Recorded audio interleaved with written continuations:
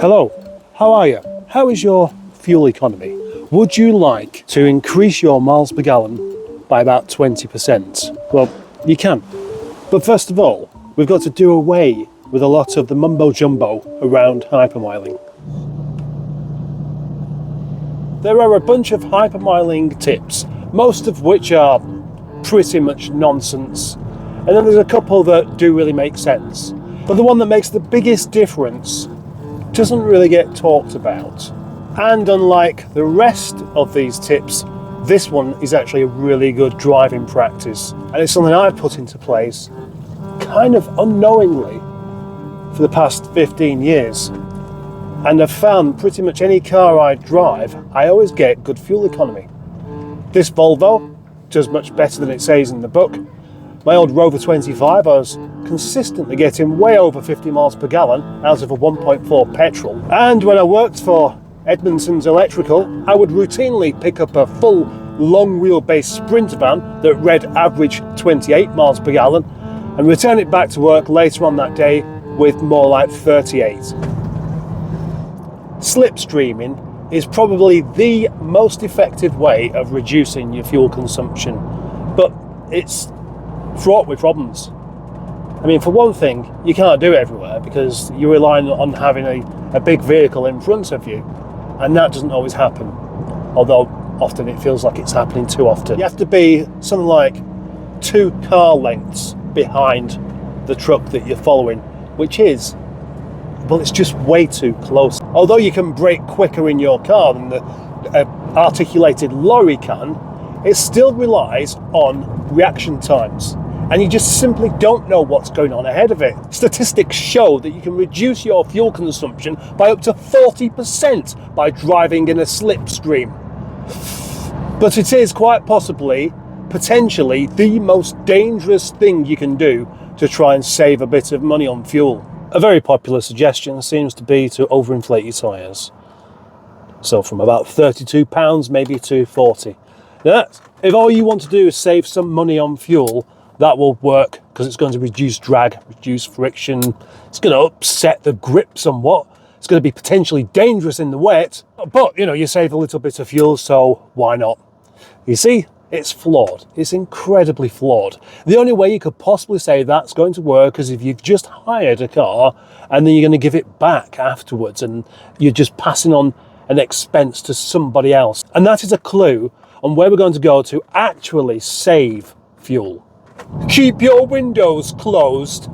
Come on. Unless you're doing like 70 miles per hour with all the windows open, it doesn't make as much difference as you'd think. Most of the time, you're going to be closing the window before you get to that kind of speed because there's just too much noise. Driving around locally or at low speeds is not going to make any difference, so let's forget about that one, shall we? Aircon. That rather depends on what kind of car you've got. If you've got a big diesel, it's not going to make that much difference. If you've got a small petrol, it will make a big difference. Currently, I am coasting down Crag Vale, which is the longest hill in England. It's not a particularly steep hill, but it is very long. Some will say coasting's a bad idea, and in many ways, it is a bad idea. Whilst coasting, you're still using a little bit of fuel because you're on tick over. You bung it into gear and you coast and you're not using any fuel. But the trouble is the engine braking slows you down. So it's a matter of how steep the hill actually is. Of course, the steeper the hill, the higher the risk of you losing control and crashing into a farmhouse. But presumably, if you're switched on enough to be paying this much attention to the way you drive, you'll notice those hazards before you get to them. It's like farmhouses don't tend to just jump out in front of you. So as a rule, I will do a bit of coasting, but then I'll use my gears for engine braking to slow down when I need to do. And we're getting closer and closer to the solution of good fuel economy with that what I just said. Studies have shown that listening to music too loud can affect fuel economy as well. It makes sense, same as having a conversation on the phone. Now you can use a hands-free kit, but you may have noticed that although it's legal, you're not quite as attentive to what you are doing. I used to find this all the time when I was driving for a living. I'd get phone calls off the company whilst I was on the motorway, and suddenly I find myself not being quite as courteous as I would have been if it didn't have some of my attention being taken away from me. Another study shows that listening to Radio 2 whilst Vernon Kay is hosting is also bad for fuel economy, because you just want to get the journey over with as quickly as possible.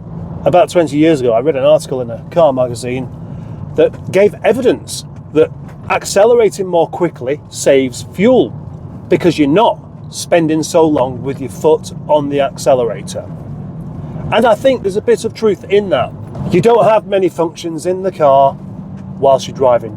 You have your accelerator pedal, you have your brake pedal, you have your gears, and you have your steering. And the combination of those few things are what ultimately gives you either good or bad fuel economy. And this is where I'm going to start to explain something. To get good fuel economy, and I'm talking maybe 15-20% better than average, all you really need to do is actually improve your driving skills. This might sound a little bit unconventional, but the fact is, you have your brakes. You shouldn't be using them. You don't need your brakes. Brakes are for coming to a halt or for emergency purposes. That's all. If you're going down a hill, you don't need your brakes. You've got gears. Personally, I don't like automatics because it takes a great deal of that choice away from you. Unaccomplished roadcraft. Many people don't seem to be able to park a car. They can't place it correctly without lots of messing around. And then when they leave it there, they don't look back and think, well, I really should try and do something about that. And when they don't look back and think I should try and do something about it, it shows the negligence. It shows they simply don't really care. They're not giving it any thought. And that is reflected in the way they drive as well. Anyone who parks on the wrong side of the road with their headlamps on, they're showing an inability to think outside their own circumstances. They are lacking empathy. Motorways show up an awful lot of bad driving because of people's impatience. Now, impatience costs time. I'll come to that in a minute.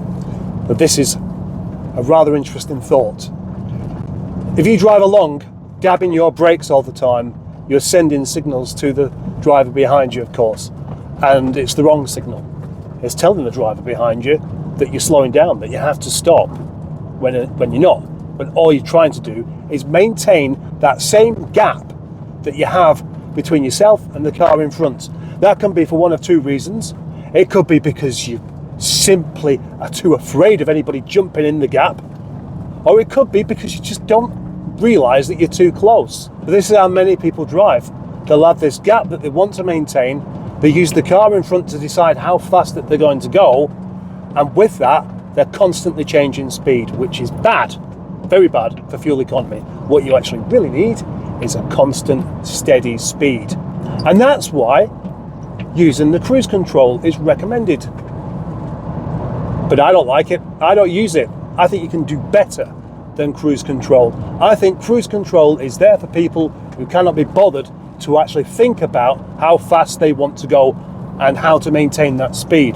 Balance the throttle just right and you will beat cruise control on fuel economy. But you have to be a good driver. You have to be able to see everything that's going on ahead of you before your passengers do. You have to be 4-5 cars ahead on the motorway to know what's going to happen next. You do this enough and you can predict when someone's just going to pull out, when someone's just going to change lanes suddenly. You notice these behaviours. They're giving off signals without realising it themselves because many people are poor drivers.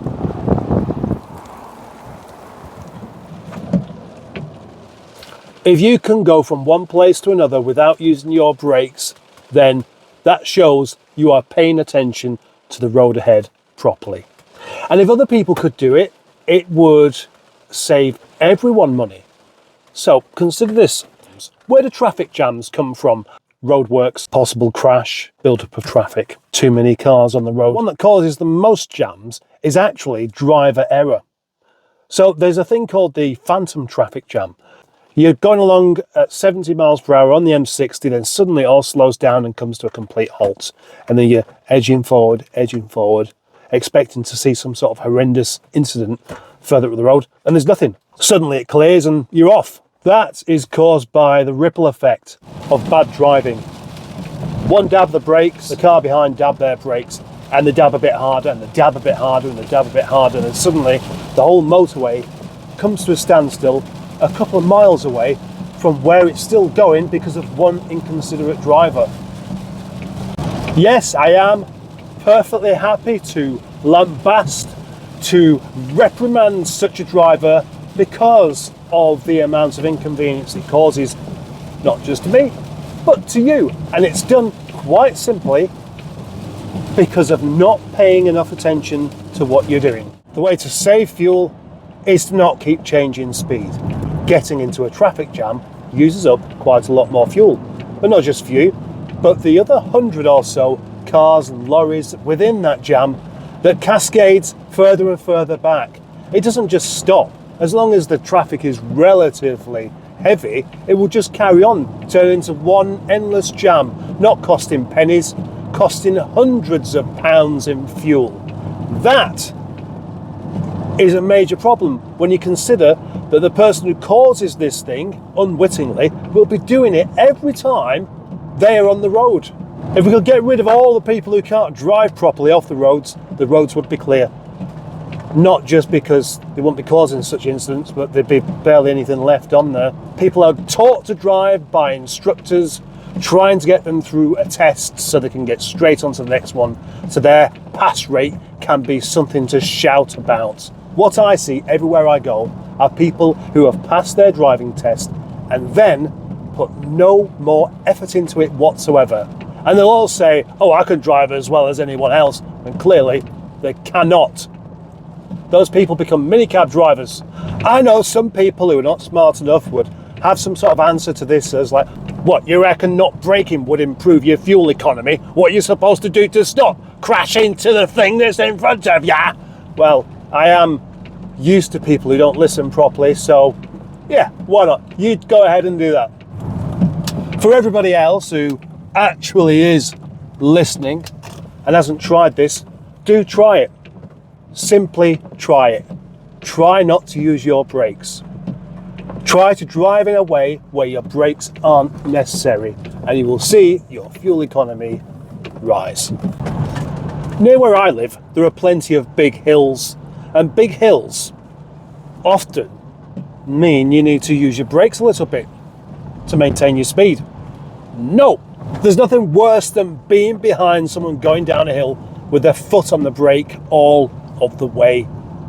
I mean, for them, it means that you're going to get brake fade. When they need the brakes, they might not be quite so effective.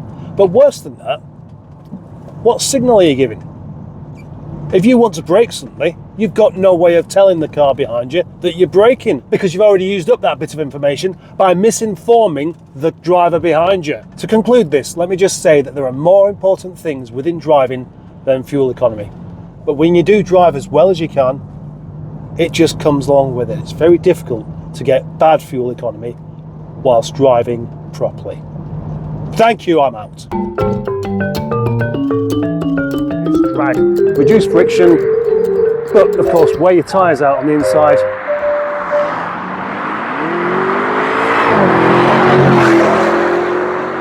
He's not saving any fuel.